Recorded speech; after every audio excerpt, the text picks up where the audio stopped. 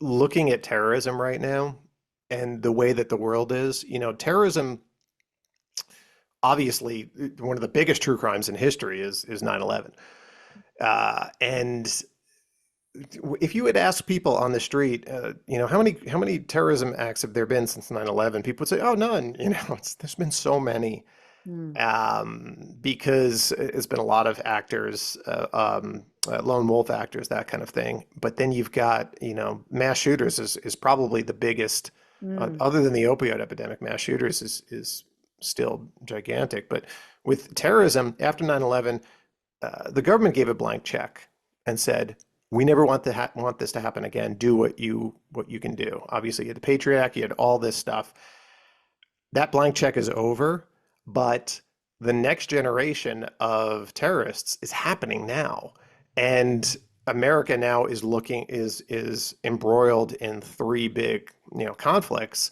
We've got Russia and Ukraine. We've got obviously Israel and Hamas, and we've got China is going to happen at some point, Mm. and terrorism in the background. But ISIS is regrouped now, and it's starting all over again. And they had the attack in Moscow that killed over 130 people. So that's one of the things that I'm looking at in terms of that is just something a little different. And you're seeing now the radicalization of people being used, on the internet, and whether these people are not actually, the shooter from is another guy from my school. Geez, the shooter at the Pulse nightclub actually went to my high school, Wow. and I actually was there. I was at Disney. I'd taken my family and my daughter for her 18th for graduation, wanted to go to Disney World, and we were there. And then the shooting happened at Pulse, and I had been still working at Crime Watch Daily, and I called them. I was like, I'm down here. Do you need me?" And they said, "Yeah, go down there." So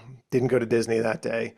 Went to went and covered that, and then, which was just devastating. And turns out that that guy was radicalized online, and then a day later, and damn alligator ate a kid in I Disney. remember that. Remember that? Yeah, that was all in the same week. And the I woman did from not know that was in the same week, but and that's the crazy. woman there was a woman that was a singer from American Idol who was shot by a deranged fan, who then killed himself. That was all in the same week in Wow. Orlando. Yeah. Yep. Jeez. So I don't know what got us on that, but yeah. Well, about if you're going to But write that's another what I'm book. working on. Yeah. Yeah. Yeah. So something along those lines. Again, though, terrorism, not sexy. It's not some, but it is. It's going to be a lot bigger. Unfortunately, it takes something like 9/11 to get people to pay attention to it again. Right. But it's not good. And I originally was. I wanted to be an FBI agent when I went to school. I was studying cults for grad school, new religious movements we called them, and Christian apocalyptic cults. And that was right around while I was doing that. Oklahoma City happened, and Mm. Oklahoma City actually kind of killed the Christian apocalyptic white cult type thing. Nobody wanted to be involved with that. These guys were very much they're not as committed, those cult member type things and Christian cult type thing. They're bottom line, they're not as committed as ISIS. They're not as committed as the radical Muslim cults. So when that happened and they saw those babies dead, they're like, we don't want any problem, we don't want that at all. So, Mm. but you're starting to see it again in a different way, obviously, with some of the stuff that has happened, in the last 5 years. But yeah, it's a crazy time. There's a lot more that's out there. There's a lot of people doing true crime right now, and it's I just want to do something that's a little bit more. So I'm working on a couple things right now that are a little bit more uh, uh, preventative, more than solving it in the future. Right. Well, having you on is a reminder that, so many people love true crime, obviously, but there are so many crimes that do not get reported every year. There are so many things that are not on.